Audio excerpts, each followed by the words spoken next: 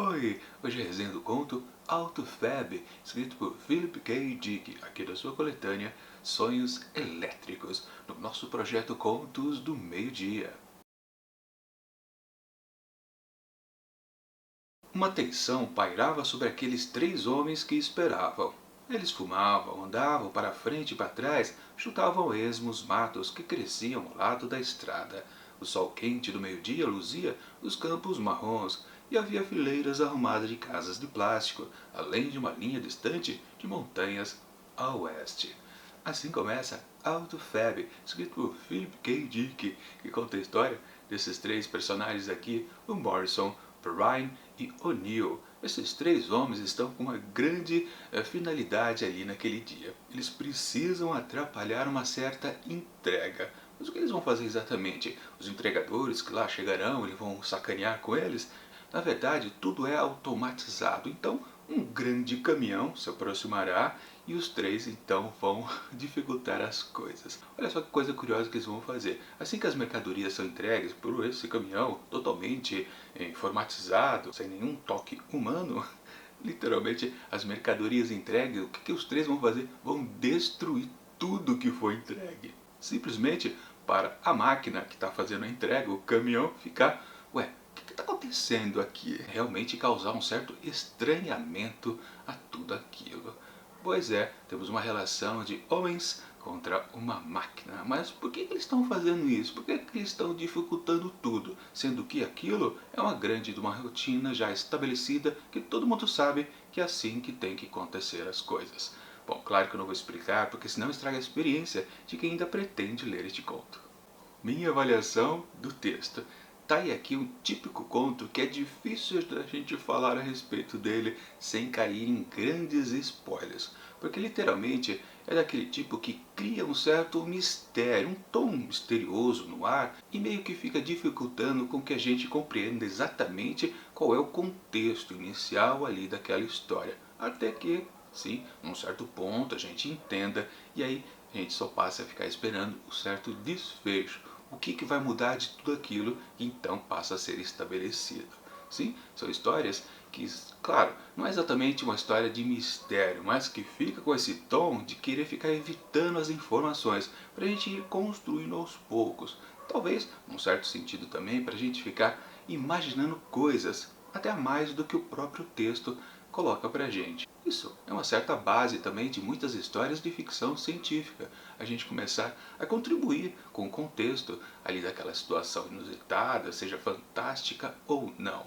E claro, né, o primeiro estranhamento que a gente tem é que realmente aquelas entregas que são feitas, que esses três homens estão ali para sacanear literalmente, é feita de maneira automatizada, através de uma máquina. Então, num certo momento, claro, a gente percebe que essa máquina tem os seus toques de inteligência ou semi-inteligência, né? Ela consegue se virar sozinha, consegue responder àquela situação meio esquisita dos três terem destruído as coisas entregues. São vários utensílios diferentes, seja objetos, seja comida, e aliás, a maioria das coisas realmente são alimentos. Que faz a máquina mais estranha ainda. Assim, ela se conecta com uma certa central e faz uma certa confusão. Poxa, por que eles não querem? Isso está estabelecido. Nós produzimos, vocês recebem e fica tudo bem.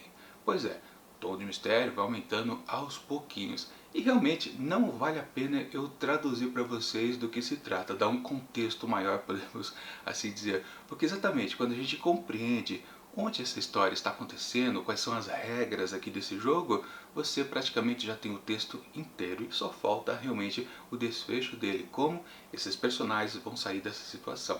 Claro, no máximo que eu posso dizer para vocês é que uma sociedade que sofreu um certo revés está dependente das máquinas e por isso, claro, esses três homens aqui, esses três homens estão, como podemos dizer, representando a humanidade, tentando dificultar as coisas, tentando quebrar as regras estabelecidas há muito tempo também.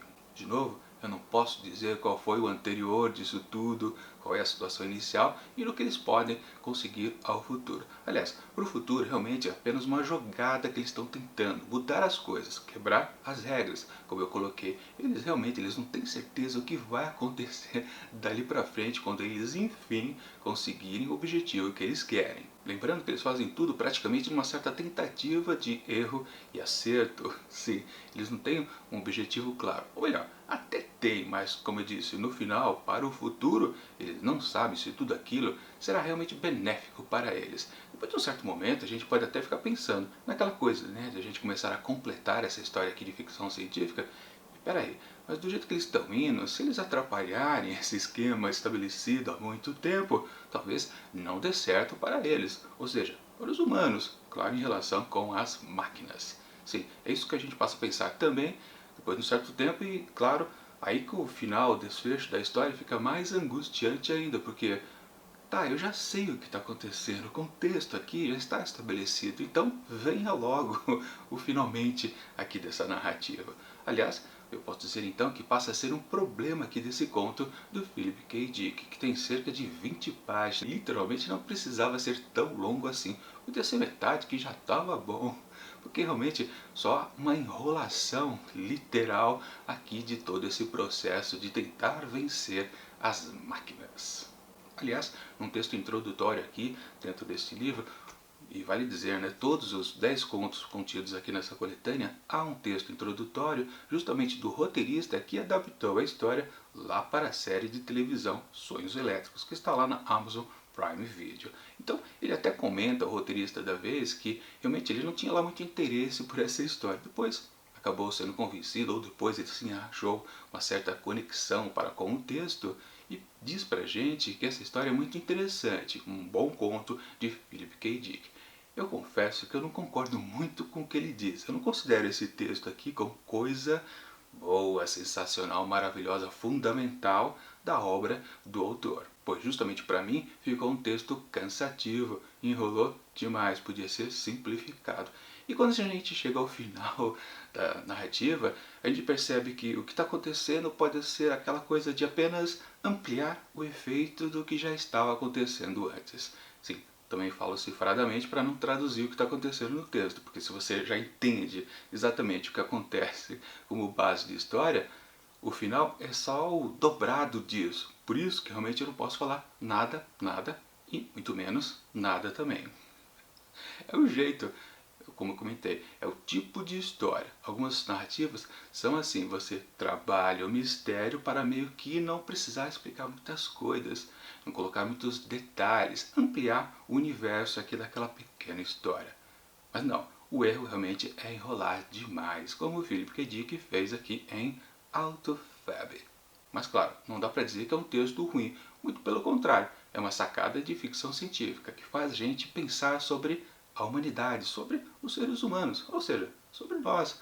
Aliás, essa é a função primordial de histórias de ficção científica, fazer com que a gente questione a nossa própria existência. Portanto, é um texto sim que vale a pena ser lido também. Aliás, recomendo de novo a leitura dessa coletânea aqui, justamente para poder acompanhar o projeto, mas também porque são textos bons de Philip K. Dick. Portanto, deixo aqui na descrição do vídeo link para você poder adquirir este volume aqui através da Amazon, que também, né, é a que faz a série, né, na Amazon Prime Video. Lembrando, se você faz a compra desse volume através do link que eu deixo aqui na descrição, você ajuda o canal porque eu ganho aquela comissãozinha de vendedor. E agora só falta atribuir uma nota aqui para Autophagy de Philip K. Dick. Bom, gostei, desgostando um pouquinho, é um bom texto, é maravilhoso? Não, não é. Então, para Autophagy de Philip K. Dick, eu atribuo apenas 3,5 asteriscos. Na comparação com, por exemplo, o texto anterior da semana passada, ele está um pouquinho abaixo. Dá para fazer melhor, Sr. Dick.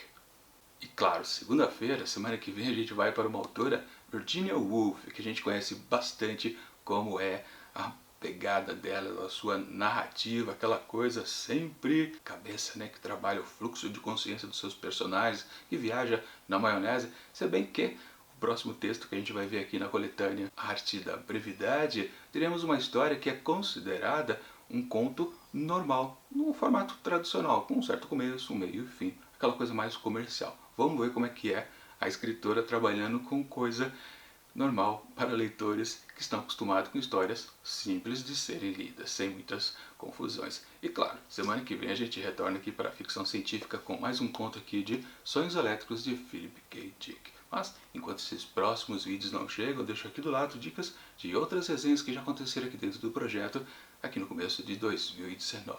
E tchau!